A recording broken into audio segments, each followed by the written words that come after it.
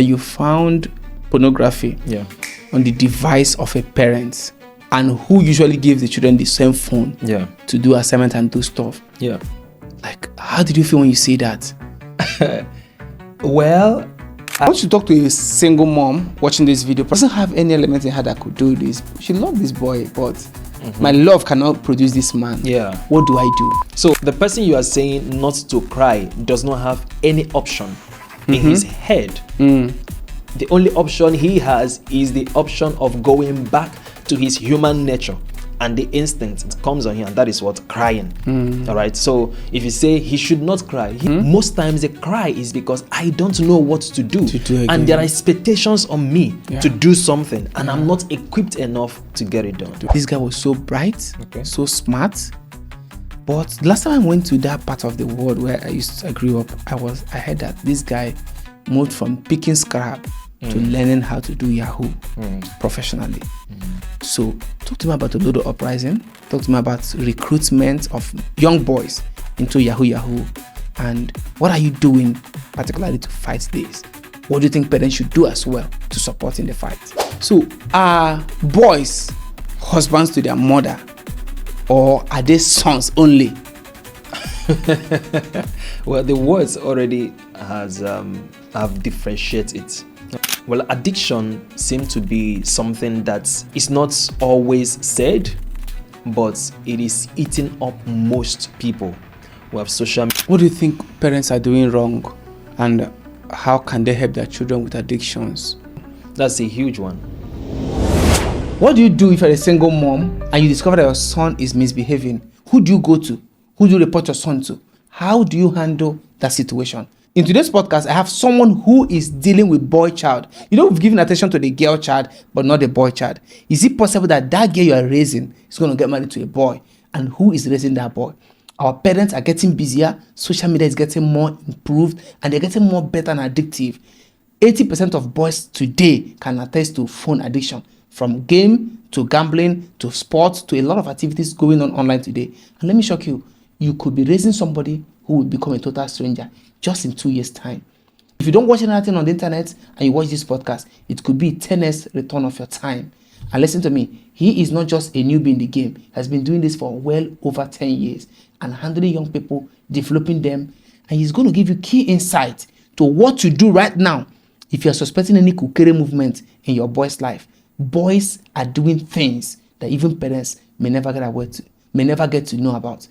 Mrs. Ray, welcome to the show. The premium voice coach. I love this. Let's do it. Yes. Premium coach. Yeah. Tell me one thing. What inspired you to work with boys? Well, I think that this is, I found myself to be very, very good at working with them. When I see them come around, they tell me some stories, and I see that I have a little bit of humor. So I know exactly how to connect with them. So when they come around, I connect with them. I talk to them about the things that is going on at that particular moment. Sometimes I even use their languages so I can be able to reach deep into them. So it is something that I find relaxing, but some persons, they find it difficult to do. But for me, it's quite easy because I think it's my second nature. Right. So being a man, and you were once a young boy, do you see any difference between the boy you used to be and the boys you have in the street today?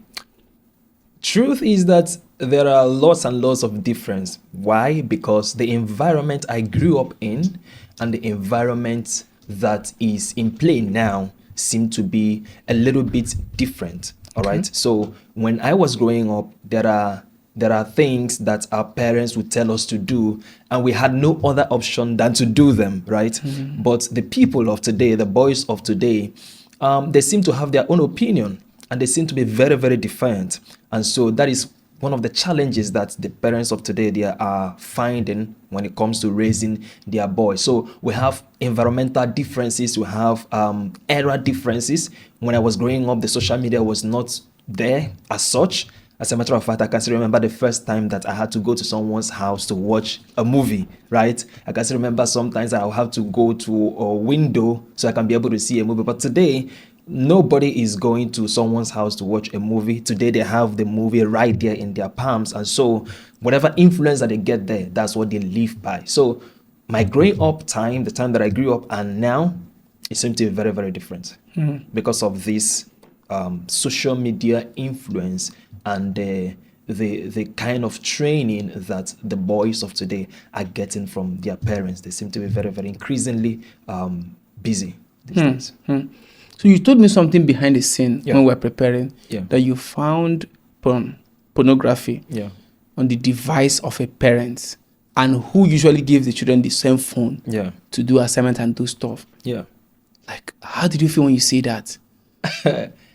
Well, I've encountering the man himself, I knew that he didn't know any better, even though it's something that is despicable for me as someone that has already I have an experience in it, and I didn't know how to go to him and tell him that this is wrong.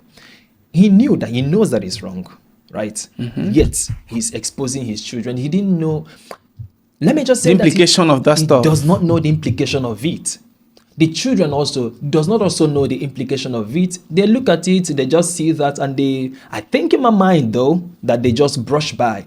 But the truth is that those images, those pictures, and those videos they've been able to see at that tender age, the oldest at that time was 13, and the youngest, the boy, was around 9. You see, these images and those pictures that they've seen will haunt them tomorrow, so much so that they might not be able to control themselves whenever they see such images, because it's like registering in their mind. When that image or when those videos pop up later, they without them knowing, they're already addicted to it, right? So it is a path that is going to be very, very destructive for them.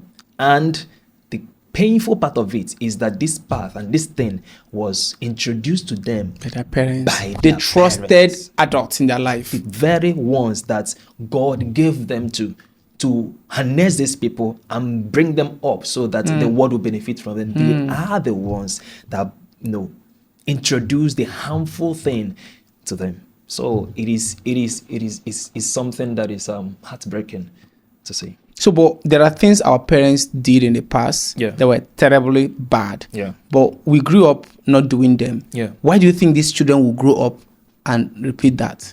The truth is that this particular one now has it has a high implication when it comes to how they are able to remember it, because children, not just children, everyone, we seem to communicate more with images. So if they've been able to see that at this particular moment, at that time of their lives, perhaps their hormones are not yet developed to be able to adapt to it or for them to act on it, right? But once they grow up and they see that same image again, it is very, very certain that they are going to react negatively, or even the tendency for them to act on it will be very, very high. Why? Because there is now a registration in their mind. And the worst part of it is that they remember that this thing, they will think to themselves that this thing is okay. Why? It is being introduced to me by my parents. Right? Yeah. They will think that it's a normal thing to see. It's normal. And they will be craving to see more. And that is the truth. So if you come as an external person to tell that this is wrong, they'll be like, come on. I saw this thing from my own parents. So they won't feel as though it is anything. And they'll go on and on and on to not just hurt themselves, but to also hurt other people who will come into their own influence. So that's exactly how it is. But our own time, that our parents will not say that they are 100% right in what they are doing, but there are some things that they shielded away from us. All right, there are some talks, there are some attitude and behavior that they shielded away from us. They will do it, we will notice it, and then we might not interpret it well, but they were wise enough. I don't know about any other person, but my own parents were wise enough to keep some things that are matured to themselves, so that we don't get ourselves influenced by that. Right? Wow. So that is a little bit of the difference that we're seeing about them and the people who are now, who does not know any better. So would you say that the young boys of this era have a higher IQ than the people in the past? Like, they seems to be more smart with these devices, the way they chat, the way they come. I have a 9-year-old cousin who is constantly doing wonders with phones. Now, do you think that they are smarter than the previous generation? I don't think so. Not necessarily. They are not smarter than the previous generation. Why? Because the makeup, the biological makeup of the previous generation birthed these particular people. I don't also think that we who are, will I say, millennials are also smarter than these other people. Why? Because we have the same biological makeup, right? It's just that these people who are now the Gen Zs, right, who are now in this particular generation and dispensation, they've been enabled. They will not be able to do anything that you are seeing. You are wowed at the way they are using these computers and all. Why? Because these are the things that was presented to them, some of them at birth. So once they open up their eyes and they start crying, their parents gives them devices to operate. From Talk to time me about time. that. Talk to me about that. Do you think it's a good thing or do you think it's a bad thing? The truth is that for everything there has to be a balance, right? For everything there has to be a balance. There is a time that you can give it to your child and it becomes a good thing. But based on research, we've been told that the brain of a child can quickly get addicted to that. All right. This, even we adults are finding it difficult to get ourselves Yeah. away from this Yeah. device. Talk more of the children who is being given these devices. Once they get themselves glued to it, certainly it will be difficult for them to really focus on doing something that is hands-on. Their mind will be craving for that as though they are craving for drugs. So I don't know, but there's something about the programming of the whole thing that is making people not to leave it alone. All right. So I don't think that it is okay. But in any case, balance is key. All right. Okay. Know at certain age when you are to introduce. So what do you recommend parents should do in this situation of phone and their children, boy child in particular? So I recommend, especially for the boy child needs a lot of engaging in physical activities. So if you engage your boy child in physical activities, it helps to make his brain sharp. It has to sharpen his brain, all right? And so if you now dull him with the phones and devices, most definitely his mind will not be as sharp as one who has been ruffled by the parents, by some of the activities that they have to go through. Some of them will go for piano classes, that's hands-on activities, for swimming and the rest of them. And so I recommend that the can I stop now? Okay. I recommend that a parent should much more engage his child, especially the boy child, with on physical activities. And then if these devices come on, it should come on later. Because the truth is that we adults weren't born with these phones, right? But we're able to know how to handle them, right? So we're able to catch on very easily. So it does not mean that these other persons who started using these devices later will be dull at it. No, it means that at least they've been able to get themselves equipped, competent With on life certain skills. on certain life skills. So I think that from the age of 10 thereabouts, a parent should be, from that age of 6 to his teenage age, there has to be that hands-on activities that this guy is engaged in. All right, and then introduce the devices little by little.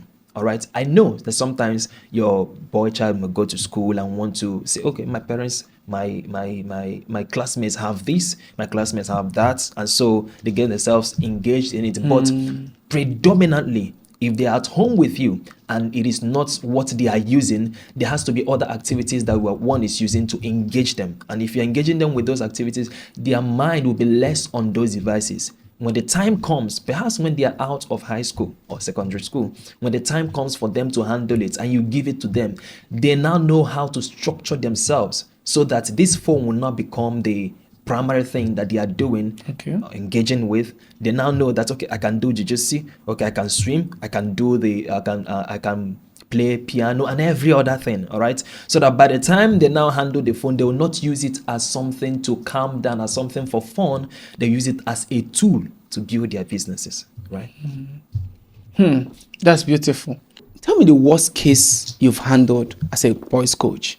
The the boy that I found to be most difficult to to reach is some boy that I was talking to you about. Yeah, the boy and the girl, but the girl was a little bit more receptive to the teachings I was giving her, because they would come back to school and I would kind of guide them through the assignments and try to get. They didn't know how to read, they didn't know how to write, so I had to guide them, and it took a long, gruesome time. But out of the boy has a very, very short attention span, and so whatever I teach, I will be teaching. The guy will be the guy will be doing a whole lot of other things around. And I didn't give up. I pressed on, I continued. But the problem I had was not actually them. The problem I had was the parents, because they didn't know any better. So the boy was very, very hard. I was not able to do the work that I needed to do in the life of the boy, because the parents were not really given to it. I see that they didn't understand the importance of what is at stake, right? They didn't understand it at all. And because they've settled, they were thinking that if I could give this boy food to eat, if I could clothe them, that's all. So that's where their mind is. They didn't know that this person has a whole lot inside of him. And I was seeing the potential inside of the boy, but the parents were not really seeing it. So I struggled until I had to leave that house. And since I left the house, I didn't have the opportunity again to reconnect deeply the same way I used to. So I had to move on. So that's it. So talk to me about the short attention span, because Wow. I think it's a major crisis right now. Well, the short attention span now is looking like a pandemic. Why? Because of the level at which the boys of today, and also not just the boys, of the youth of today, the level at which they consume social media, Short products, content too, I believe especially it's- the short yeah. content, right? So the attention span is just is now in seconds, right? So if they see something or hear something that they don't like, they just scroll it up, all right? So they don't care about sitting down to go through a documentary, take time, go through it, think about it, brood over it, and then come up with a unique opinion or agree and criticize it. So people don't have that patience anymore, right? Because of the training or the indoctrination, right, that the social media is giving, the pattern, the way it's being structured is making the young minds of today to not focus at one thing at a time and stay on it until they get it done. So if they engage themselves in an activity that is a little bit longer than their attention span, they start getting very uncomfortable. So who do you think is at fault at this situation? Is it the school, the parents, or the society? It depends. But basically, the bulk of it is on the parents, because that place, the unit of a family is the brooding ground. All right. So if a parent, especially that of the boy, has sort of a constitution at home as to how things are to be done. All right. Today, I need this. Like a boy will come out and say, I need this. Daddy, I need that. Mommy, I need this. And you can say to the boy that before I give you this, you have to do this. All right. Something like reading. You have to finish reading this book. You have to go through this program before ever you get this. They can get it in the next 3 months. They can get it in the next 4 months or in the next 6 months. But before they get that particular stuff, it will now become a trophy. And they will see that for one thing to happen or for you to get something, there has to be a price that you need to pay. So you achieve two things. You've been able to give that child of yours resilience. He's been able to go through a process before he's been able to get the reward of that particular process. So if parents can be able to give a family structure, all right, to their children, this is how things are done in this home. If you give that structure, they can call a meeting like that, all right, so that they can have, in as much as the parents have the sole responsibility of designing everything, but they can have their own input, all right. So if they agree with At what you, age? well, so long as they've, will I say, when they are in their 13, right, in their early teenage age, right, once a responsibility is given to them, and if you know the children of this generation or the youth of this generation, they seem to be very inquisitive. So you don't shout them down. When they ask why this policy is in place in the family, when they ask why this pattern is in place in the family, it is your responsibility as a parent to give them the answers to it. All right. And so let them also have an input to it, to those policies.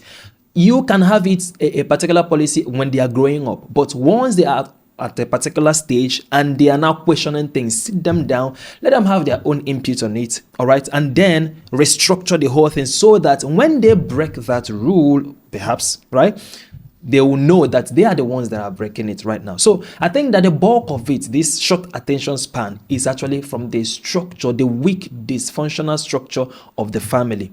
If the families can be strong enough, if the father and the mother of the family can be strong enough, and not just strong enough to be well educated, so they can be able to structure how this family operates, okay, it will now help them to raise their children, raise their boys, raise their girls in such a way that when they grow up, they can be able to do anything and do it excellently well. Okay, there are people in the society today who are languishing, doing other things. I mean, doing the way every other person is doing. And then there are this 1% part of the population who have been able to get this training. All right, their parents were very, very intentional and they were able to give them the training. These are the people who will now rule over these other guys tomorrow. Why? Because of the intentionality of their parents when it comes to raising them. Kings they are not just born, they are made, they are forged, they are trained. All right. In the olden time, you find out that the best of the soldiers, the generals, they are the one that train the sons of the king or the daughters of the king. The best of the best is given to them. Are you saying that there needs to be a level of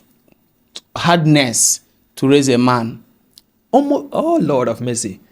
In this world today where there is predominance of weak men, excuse me, where there is predominance of weak men, it is those who will stand tomorrow are the ones whose parents were able to give structures and training that builds, makes them a backbone. All right, they can take decisions and they can stand on their decisions. Those are the leaders of tomorrow. So if a parent does not train his child, especially the boy right now, in such a way that he can be able to stand tomorrow and make decisions and carry it through, then most definitely we are raising weak men. So that's it.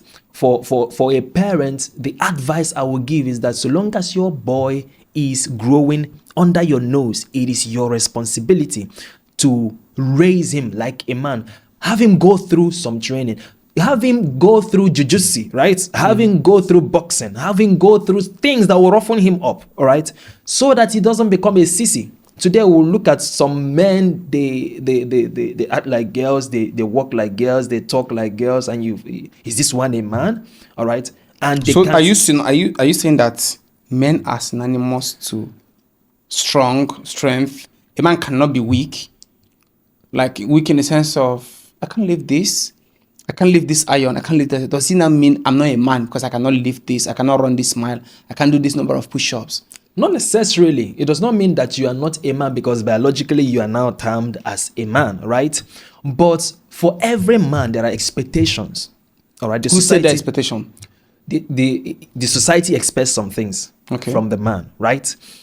In the family today, when you see when a boy and a girl standing, all right, the man is expected to do some heavy things. All right. Let's just say that an assignment is given for this particular decks to be carried from this spot to the other spot. Naturally, the girl will just be looking at the man to do it, right? Because the expectation of the man to do it, the man has the physical strength to be able to do that. But the physical strength cannot emerge the way it ought to if it is not trained, if the guy is not trained. Now, in the family, the man should be the protector of the family. You cannot protect if you are not trained to protect. And that is why in some homes today, you find out that the females are the ones running the homes. And it is prevalent. And even in my own generation, it is prevalent. You see that mothers are majorly the ones running the home. The guys, they're a little bit, not a little bit now, they are spineless as to going into life, facing life head on and be able to get a result that is required. All right. So it is very, very important for the parents to put their sons through processes that will roughen them up, apart from the mental challenges that they are to get, because a whole man needs to be mentally equipped and then physically equipped too. That's awesome. I want you to talk to a single mom watching this video, probably lost the husband or anything happened, but they're not together. But she wants to raise the man, but doesn't have any element in her that could do this. She loved this boy, but my love cannot produce this man. What do I do? So if you're a single mother and you are looking for a way to raise a strong man, it is important for you to know, just as he mentioned, that your conditional love that you have for your boy will not be able to make him a man. And that's the mistakes that most single mothers make. They will think that if I can be able to love him the way I should, then he will become a man. The most important thing that you should do is to introduce this boy of yours to an authority. Let this boy have an authority, someone that will coach him. That is an element of motherhood that you bring into the boy, and then there is an element of fatherhood that the boy needs to have. The boy needs someone that will not even say sorry to him, in quotes, now when he's going through trainings. Sometimes you as a single mother cannot be able to see your son, who you love so much, go through some rigorous trainings, all right, that this man or this authority will have to require or request from your boy. So you have to make that decision. Find somebody that you trust, all right, that can give him a structured program, all right, on how to turn out in becoming a man that you will be proud of. So it's important that you find that person. When you find that person, then bring this your boy and tell your boy, no matter how he feels, because sometimes they will not want to relate with them, but then bring this your boy and subject this your boy under him. And most definitely, if this man, you've seen him, you've seen his results, if this man is able to get those results, then that result can ultimately multiply in the life of your boy. So that's brilliant. And then, if in case you don't have anybody, he is the right coach, the premium boy coach. Let's go. So I'm looking at this situation where boys leave home, but they leave home as boys, and they go back to school, come back a different person. Okay. And they just come back as a man. You can't even change them again. You can't bend them again. So anybody that said okra tree cannot grow past the owner, meaning you can always bend it. But when parents try to bend these same children, these same foes, it becomes war in the home. You don't understand me, I don't understand you. You have to come down. I want you to leave me alone. Talk to that parents, talk to that child, talk to that boy who's trying to balance this. But I'm seeing something my parents are not seeing. And then this parents who is saying, you are always my boy, you have to be my boy. I want to raise you the way I want, not the way you want.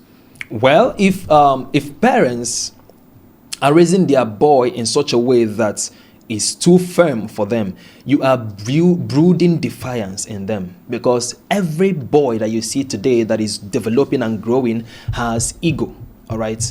The same way you as a parent, you have an ego. That is the same way he has an ego. And so if you are trying to bring him down, it happens in two ways. There are some persons whose temperament can be an extrovert. Okay, if a boy is extroverted, then this person can come at you at any time and say to you, no, whatever you are telling me to do, I will not do it. Now if this boy is introverted, then he will lock up. All right. And whatever it is that you want him to do, he might be doing it just to please you. But the truth is that you've lost him, and you've lost him forever. And so you as a parent, you don't have to superimpose yourself in them. It is a relationship. All right. That relationship has to be in such a way that you have a connection with your boy. When it comes to talking, you know how to talk to him. You know how to guide him. You know how you understand him as a parent. This is your responsibility. Parenting is a job, especially that of a boy. It's a job, and it's a hard one at that. So there are lots and lots of intelligence that needs to be employed to see to it that you raise a strong man. So you can't just be, especially I think it's prevalent in African homes, you don't do that. All right, especially with boys. When you say to boys of this day and age, this is how things need to be done, without explaining reasons why it should be done that way, you are brooding someone that will be defiant tomorrow, both to you and also in the society. So much so that when you are not telling him the right thing to do that will be beneficial to him, he cannot listen to you, and he will now go into listening to perhaps his friends or his peers or the environment or social media, and then most definitely you won't find someone that you'll be proud of tomorrow. Yeah. They've told boys not to cry. They've told boys to man up. Yes. Yakubu, manage. Manage the pressure, manage everything. Yes. Is that the way forward? Well, the truth is that you can say to your boy, be a man, all right? Men don't cry and all. But the truth is that men do cry, okay? But there are foundations that need to be in place before ever you make that statement as a parent or as a guardian. You have to be the one to coach your boy. Be the one to tell him the fundamental things to do. Watch him grow. Watch him develop. So when he's not going through some stuff that is tough on him, you cannot tell him to, come on, I know who you are. I know your ability. I've done something already. Yes, most definitely. That's how coaches, when they see their footballer, the players underperforming, right? They tell them, come on, I know you can do it. They have a way of bringing up what is inside of them. So you also, as a parent, you are a coach to your boy, all right? Before ever you now say, you don't cry. Train him, have him go through processes, have him go through it, and then at the end of everything, when life hits him, you can tell, not don't cry. Don't cry is vague. It's that you didn't do this. You should know better. You didn't do this. You've not done this. You've not done that. And after that reprimandation, you now have to encourage him and then unleash your boy to go after life and get win at life.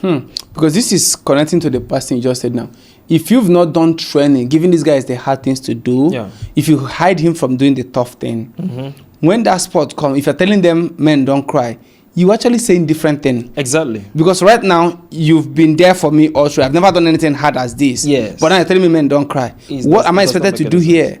The person you are saying not to cry does not have any option in his head. The only option he has is the option of going back to his human nature and the instinct that should come on him, that comes on him, and that is what? Crying. All right. So if you say he should not cry, he most definitely will cry. He's not even crying, especially when he's now an adult. He's not even crying because he is feeling the pain. Most times the cry is because I don't know what to do, and there are expectations on me to do something, and I'm not equipped enough to get it done. Do it. Beautiful. There is this Olodo uprising in the society right now, and I saw one of your posts on Instagram where you're talking about Olodo uprising. Yes. But I was trying to demystify this. So I have a young guy, very good friend of mine, who was giving birth to 2004. Okay. I mentored him in all those growing up days. Okay. This guy was so bright, so smart.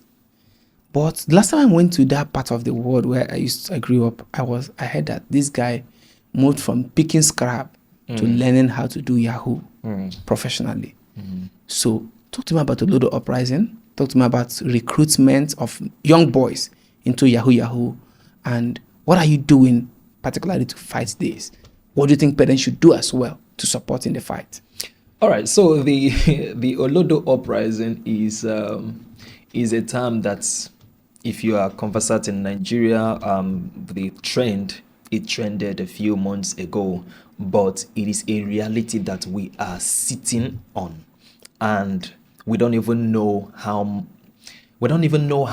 detrimental that is. Olodo uprising is, I would say, a situation whereby the majority of the youth, the masses, are not intelligent enough to be productive, and because of that, they are now seeing people who are also not productive as role models, and if they see them as role models, most definitely they will try to mirror exactly what they are doing in their own lives, and at the end of everything, bring about a society that is not productive and a society whose thinking ability is way, way, way too low. So much so that someone else from another society whose thinking ability is high can come and superimpose their will on them. All right. So it is something that is prevalent in the society today.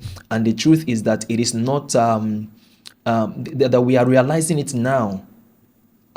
It's not, it didn't start now. Okay. It started way, way, way before now. It started with the fact that parents became increasingly busy. They now went into the rat race of how to make money, how to catch money, and then, to raise their children. Because of that absence of parental presence, these other people, the children, were not able to get all the training that is required of them to get, especially mentally, so they can be able to meaningfully engage people in conversation, all right, learn the skills of leadership, skills of communication. Just imagine that before now, over the time of Nnamdi Azikiwe, the time of Obafemi Awolowo, in their 20s, they were thought leaders. They were thinking so highly that even the world admired their courage because of the information that they've got, because of the books they've read, their exposure. They've been able to say, okay, this is going wrong in the society and I have to fix it. All right. This generation of people are very, very, very high when it comes to their thinking compared to the people who are occupying the society today. I mean, the young ones who are occupying the society today. And so it is something that one needs to look into. And if you are a parent, the truth is that this Olodo uprising might not stop if you don't do anything about it. All right. And that is why it is very, very important also that you find yourself mentors. Sometimes you might not have time to give your children, especially your boy child now, the attention that he needs. So you have to look out for people who are experts in the area of giving them structures, all right, structural training, giving them assistance and attention on the skills that they need so that they can be able to make it in life and become the person that you'll be proud of tomorrow. Someone who will not be called an Olodo tomorrow, but someone who will be influential enough that can actually drive movement. Okay, we lack such men in the society today, and the truth is that if we lack them in the society today, your guess is as good as mine as to the type of boys that will occupy our society tomorrow, and your son should not be part of those people. And so that's what it is. So people will need to really, really, really think about it and begin to actively engage ourselves in activities that will deter that from happening or stop that from happening in the future. If we don't, then I'm sorry, the future is very, very bleak for this our nation. And did you know that the root word, that Olodo, because I came from the part of the word where they use the word Olodo. Yeah. Olodo is not a good word. Yeah. Olodo simply means fool. Fool, Iberibe. And they call Mugu. But why would somebody say fools are rising? But because they didn't use the word fools, people can say Olodo uprising. And the projection is that we're going to have more of this in the future. What are you doing as a coach with parents to mitigate that situation? Oh, that's a very beautiful question. The truth is that if we don't mitigate the situation, it will keep worsening. And so that's the reason why I had to take it up myself to see that. Let me share this story. I think I've shared this story before now. It's just in this same line.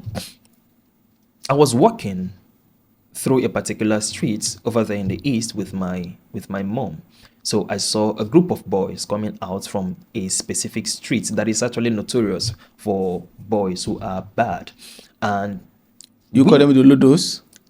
You would say that they are not just the Olodo. I think that they are way, way, way below the Olodos that they have been described today. I'm telling you, because as they were just trooping out of that place, some of them had their tattoos, some of them had their dread. I'm not saying that all those things are bad, but when you look at them, you realize that they've already packed their lives. Okay, so what now happened was that I just in an instant, I just stopped and I told my mom. I asked my mom, is it that there is no strong man to hold these people down?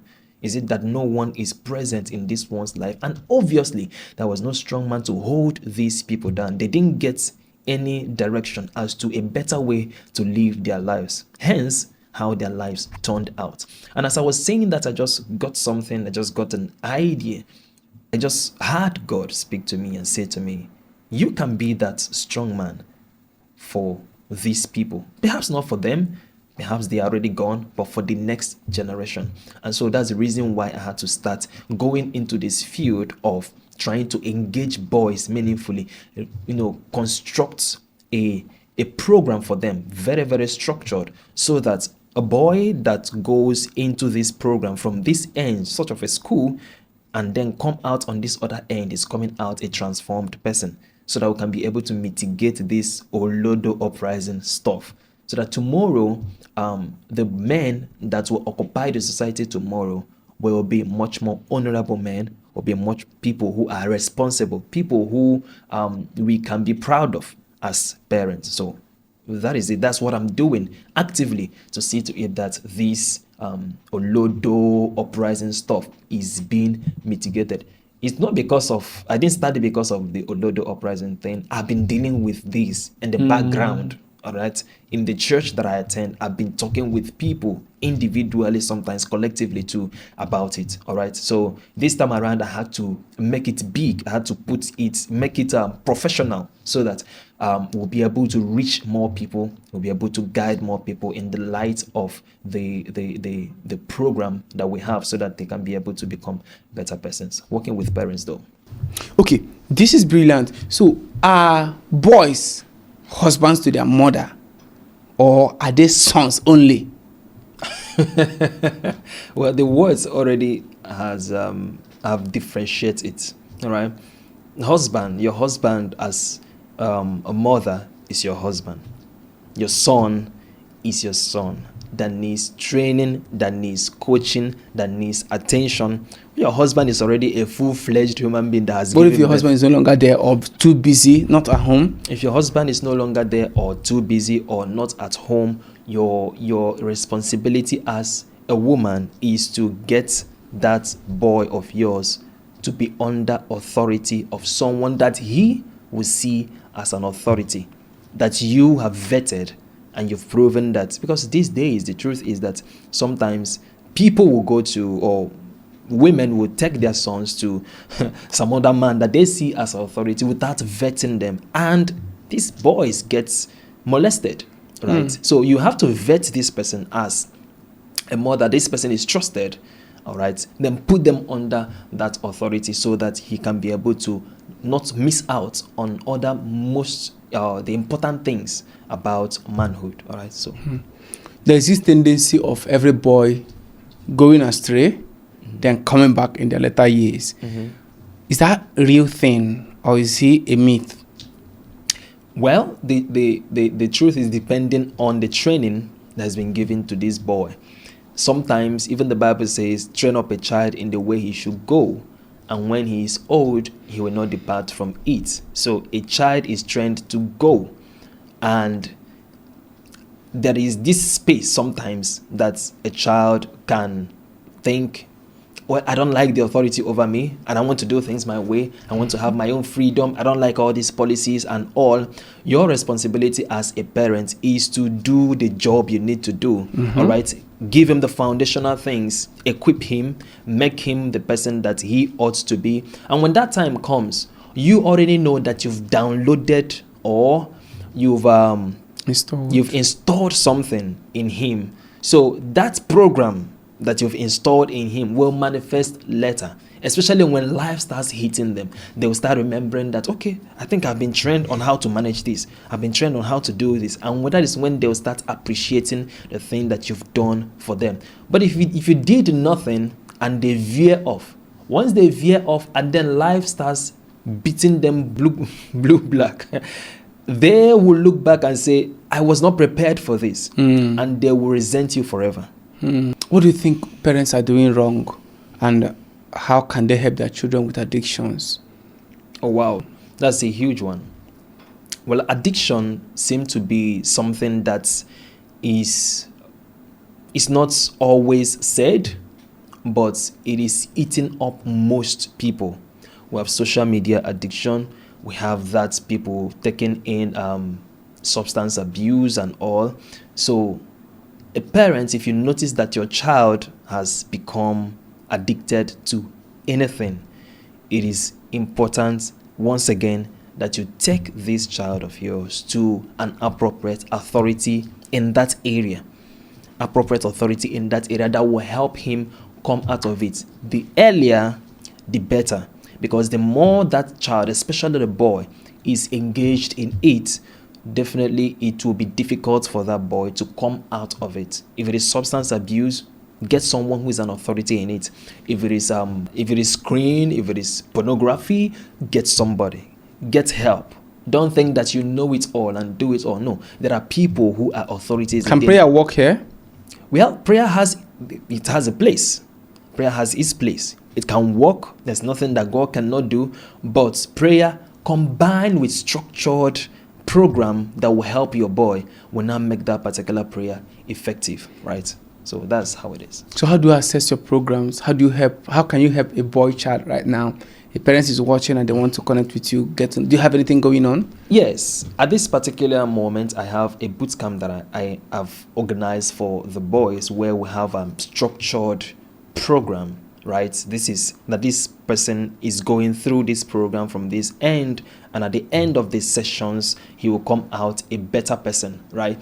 It's a boot camp that is taking place in August. This August 2026. So now at this particular moment, this August, I'm having a bootcamp program that is titled Raising Responsible Men, all right, to bring out the man out of your boy. So you as a parent, this is an opportunity that you don't need to miss. Bring in your boy. We are admitting them into this program, and this program will help them, number one, to be self-aware, to discover themselves, because most times people misbehave because they don't know who they are. So when they become self-aware, it becomes easier to train them. It becomes easier. Their eyes are open as to the possibilities that are out there for them. All right. In this program, we'll teach them or train them about how to use the social media. We'll give them the training on leadership, personal leadership, self-leadership. We'll coach them even in social media literacy,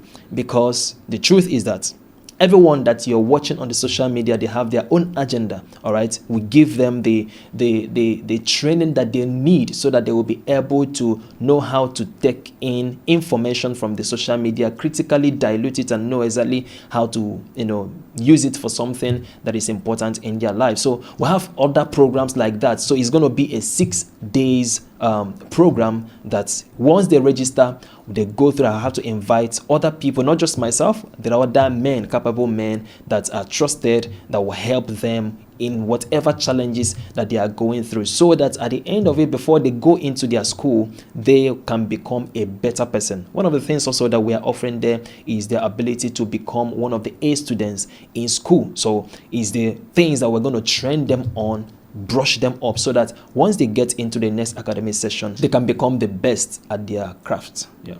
I love this. Me too. I think I'll be speaking on that platform together with you. Yes. 80% of people who watch podcasts don't make it to subscribe, share, or like. I want you to do me one favor. If you like this kind of conversation, or if you watch to this moment, it means that this podcast is blessing you and it's going to challenge you, help you, grow you. And the goal here is to help bring brands who are going to help families, businesses, to enlighten us about what we ought to be doing in the now and get it done. My name is Ifeanyi Chukwumabo. I'm on a mission to help business owners, professionals to gain visibility on the internet. This is one of the ways we are doing it. If you're interested in any of this, subscribe, follow, share this podcast. See you on the next episode. Thank you.